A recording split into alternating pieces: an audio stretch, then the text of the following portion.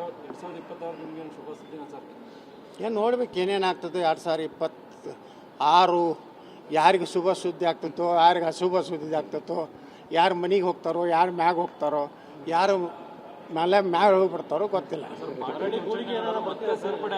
Sir 2026 ಮತ್ತೆ ಮರಳಿ ಕೂಡಿಗೆ 26 ನಿಮ್ಗೆ ಇದಾಗುತ್ತೆ ಸರ್, ಒಳ್ಳೆ ವರ್ಷ ಆಗುತ್ತೆ. ಏನು ನೋಡ್ಬೇಕ್ರಿ, ಒಳ್ಳೇದು ಆಗಬೇಕು ಅಂತ ಐತಿ.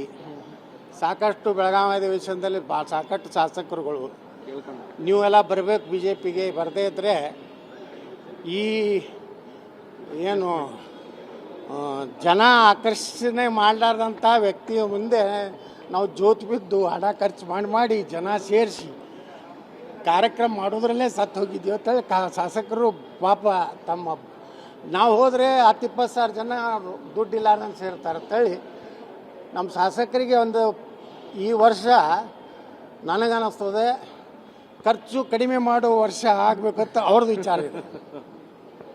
ಅದಕ್ಕೆ ಥ್ಯಾಂಕ್ ಯು ಸರ್.